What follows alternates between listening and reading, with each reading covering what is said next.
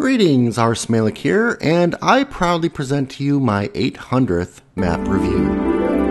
The map that I'm going to be showing you today is by a guy who probably needs no introduction, but his name is Bigre. He invented an entire genre of custom maps known as the dropper, and to be fair, he also invented an entire genre of maps that hasn't quite caught on yet, but is called dimension jumping. This is Dimension Jumper 2, and it is a fantastic map. Bigre has combined elements of reverse droppers from the Dropper 2, of forward droppers, of traditional parkour and puzzle maps, and dimension jumping into a very, very excellent map. You start this map off at a place called the Farm, which is a traditional dimension jumping puzzle, using an XP bottle to flip back and forth between the regions of heaven and hell. Once you've completed that, you are spilled out into an open world area where you can explore a little bit and then take on either the temple or the tower. Once you've completed the temple and the tower, you move to the shrine where the heaven and hell dimensions begin merging into a single level, which is really amazing. First and foremost, the coolest part about this are the game mechanics. Bigre didn't just take the mechanics from Dimension Jumper 1 and remake levels. He added several mechanics. The one that I enjoy the most is in the final levels where you use a bow, and wherever you shoot the arrow, it will create a 5x5 block of hell. And wherever you put an item frame, it will create a 5x5 block of heaven. Using these two portions of the worlds interchangeably to get through the levels. He's also got some cool additions to dimension jumping by giving you markers that you can place on the ground to help you navigate through the temple. Now, as you can see, this uses a custom resource pack. I found the architecture to be very appealing, and I really like the bio-organic feel of the hell levels, although I don't really care too much for the overworld with the flashiness in the trees. Because it is open world, I ended up doing the tower first, which I thought was moderately difficult. Then I did the temple, which I thought was very easy, and then of course the shrine last, which was difficult. This created a little bit of an unevenness in the difficulty progression.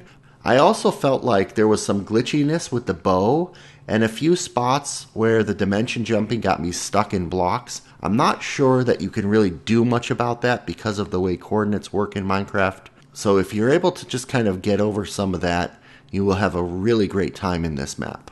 Now, I rated this map a 16 out of 20 on my new rating score, which is actually quite excellent. I gave it full marks, 3 out of 3 in the mechanics category, full marks, 3 out of 3 in the audio and visual effects. I gave it a 2 out of 3, which is above average, in the visual build itself, and a 2 out of 3 in the experience category. I felt that the open world area was a little bit too empty feeling, and I spent quite a bit of time running around searching the trees, and there was really nothing to find there. And as I mentioned before, open world maps always have a little bit of a tricky progression. Now, from that challenge perspective, looking at the individual dungeons, I gave it a 3 out of 3, excellent level design, and pacing was 2 out of 3. I'm also giving this the bonus point for my personal favorite. I really love the way that Bigre not only iterated on the dimension jumper design, but included those dropper elements that I talked about before, and really created something that is greater than the sum of all of his previous maps. Now, I'm going through the individual scores for a very specific reason, because my 800th map review also marks a slight shift in the way that I'm going to communicate ratings for you. So in the old world, I would have called this a 16 out of 20, and Bigre might have thought that that was a pretty good score, but I actually think that's a really good score. Similarly, maps that get a 10 out of 20, some people would look at that as a 50% and call that a failing grade, where I actually consider that a B. So I'm introducing a new communication layer to my map ratings. All the numerics are going to still exist under the covers, but in this case, each of those numbers that I mentioned before are going to be using a letter grade. So in terms of this map, the gameplay mechanics get an A, the visual effects get an A, The build itself get a score of a B, the experience is a B, the challenge is an A, and the pacing is a B, bringing his average score to an A-, way above average, and also getting my personal favorite stamp of approval.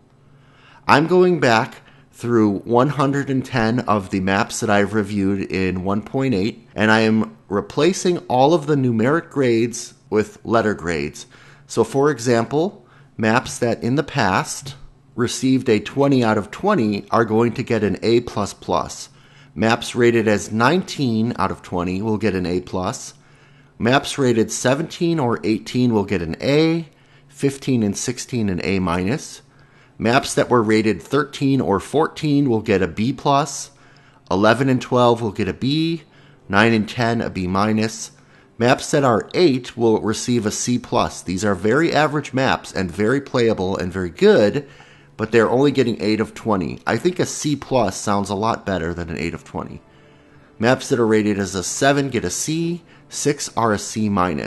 So any rating 6 or above in my old scale is a passing grade from my perspective. Maps that were rated 1 through 5 will get a D, and any map that was rated as a 0 out of 20 is obviously an F or a failure. So in this way, I'm communicating 15 different scores that are all maps that are completely playable by the community and enjoyable, and only the maps that are rated 0 through 5 should be considered failures. I hope that this is more helpful to map makers to just understand where their maps rank in terms of playability, but also I think this lettering system will be useful to players seeking new maps, and it won't have people avoiding maps that are really good, but maybe not a 20 out of 20. Now, I have one more semi-announcement, and that is the pace at which I will be reviewing maps for probably the remainder of this year, 2015. In the past, I have reviewed several maps per month, anywhere from 5 to 30. That is probably going to be slowing down just because of the number of non-map playing projects that I have going on right now, in particular my Vanilla Challenge, my weekly 60-minute map builds, my monthly inclusion in the MHC Map Challenge by Michael Deering, and a number of other projects that I have in the works. I will continue to do my Survival World The Curator from time to time.